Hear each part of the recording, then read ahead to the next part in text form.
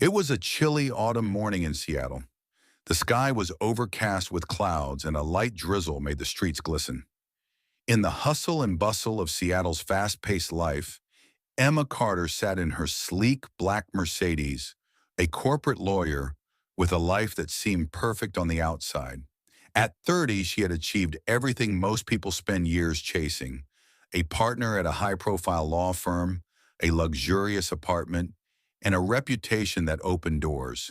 But inside, she was hollow. Her heart still carried the weight of an old wound, one she tried to forget but never could. That morning, as she waited at a traffic light, her phone vibrated. She glanced at the screen. One new voicemail. Unknown number. Her heart skipped a beat. She usually ignored calls or messages from unknown numbers. But something about this one, the 406 area code from Montana, caught her attention. Montana? She didn't know anyone there. Yet curiosity got the better of her. She slipped on her headset and played the voicemail. Emma, it's me, Daniel. I know I'm probably the last person you want to hear from, but please, before you delete this, just listen. I didn't walk away. I was forced to leave. There was a threat against your life. I never stopped loving you.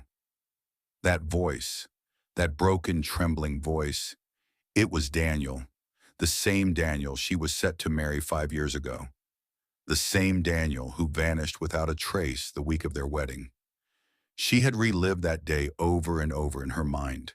The morning she was supposed to go for her wedding dress fitting, his phone was off. The night she waited for hours, searching every corner of the city, calling his friends, his family, the police. No answers, just emptiness. Emma had dried her tears that day. She convinced herself Daniel had betrayed her, that his love was a lie, that he was a coward who ran from commitment. But now this voicemail turned everything upside down. There was pain in his voice, fear, and above all, truth. She pulled her car to the side of the road. Her heart was racing. She played the voicemail again and again. Each time she heard something new in his voice, the same love she once saw in his eyes. But there was fear too, as if he were grappling with something bigger than himself. She tried tracing the number, a prepaid burner phone bought at a gas station in Montana. Montana, 900 miles away. That night, Emma sat alone in her apartment. The Seattle rain pattered against her window, and her mind was stuck on that voicemail. She played it 22 times. Each time she counted his breaths, felt the pauses between his words. It wasn't fake. This was the Daniel she knew, the one she had planned her life with, the one she had dreamed of a future with. But now, where was he? And what was this threat he spoke of? She opened her laptop and pulled up a map of Montana. The small town where the phone was purchased was near Billings, a place no one went to unless they wanted to disappear. She called her office, canceled her meetings, and packed a bag with a few clothes and essentials. She didn't know what she was looking for, but she had to go. She needed answers. Before dawn, she was in her car, driving from Seattle to Montana, 900 miles, 14 hours. The radio was off. Only her breathing and the hum of the road filled the silence. With every mile, her heart beat faster. Would she find Daniel? Was he really in danger? And if so, could she save him? When she reached Billings, night had fallen. Her eyes were bloodshot from exhaustion, her body weary, but her mind was still tethered to that voicemail. She found the gas station where the phone was bought.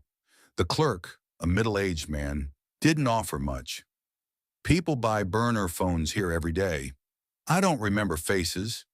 Disheartened, she left and checked into a nearby motel. The next day, she began scouring the small town. She went to every motel, every diner, every small shop, showing Daniel's old photo, one she had kept on her phone. People shook their heads, said they didn't know him.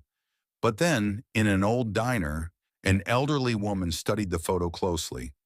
Something flickered in her eyes like she was unraveling a secret.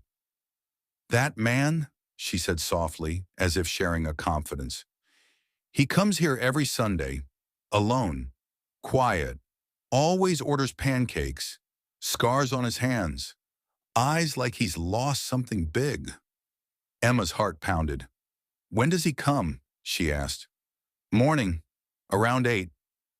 Emma thanked the woman and took a seat at a corner table in the diner. She ordered coffee but didn't touch it. Her eyes were fixed on the door. Every time the bell jingled, her heart leapt. Hours passed. The sun climbed higher, but Daniel didn't come. Then at 8:15, the bell rang again. A man walked in, thin, tired. His eyes were downcast, his hair grayer than before. But it was him, Daniel. His walk, his manner.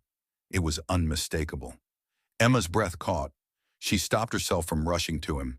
She didn't want to scare him, but as Daniel looked her way, he froze. His eyes widened. Tears welled up.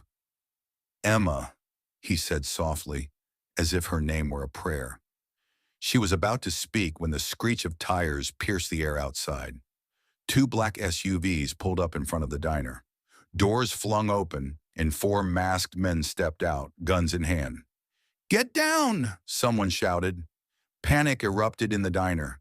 People dove under tables. Daniel grabbed Emma's hand and pulled her behind the counter. "They followed you, Emma," he whispered urgently. "I warned you. You shouldn't have come." "Who are they?" Emma asked, her voice trembling with fear. "Why are they after you?" Daniel looked into her eyes, his breath rapid. I'm in the witness protection program, Emma. 5 years ago, I testified against one of the biggest crime families in Chicago. They threatened to kill me, to kill you, so I had to disappear. My entire identity was erased." Emma's mind went numb. Why didn't you tell me?" Her voice was a mix of anger and pain. "I hated you for 5 years, Daniel. I thought you betrayed me." "I tried," he said, tears in his eyes. "But they were watching me. If I'd contacted you, they'd have found you. I didn't want to lose you, Emma, but I had to protect you." A gunshot rang out, shattering the air. A piece of glass behind the counter cracked. Daniel pulled Emma lower. "They found me," he said, "and it's my fault. I broke protocol. I sent you that voicemail. I wanted you to know the truth." Emma's heart was breaking. She was caught between anger, grief, and love. "Why did you do this?" she asked. "Why did you call me?" "Because I love you," Daniel said, "and I didn't want you to hate me for the rest of your life." Just then, a masked man approached the counter, his gun aimed at Daniel. But before he could fire, Daniel pushed Emma aside and lunged at him. A deafening shot. Daniel fell to the floor, blood seeping from his chest. "No!" Emma screamed. She crawled to him, cradling his face in her hands. "Daniel, no! Please!"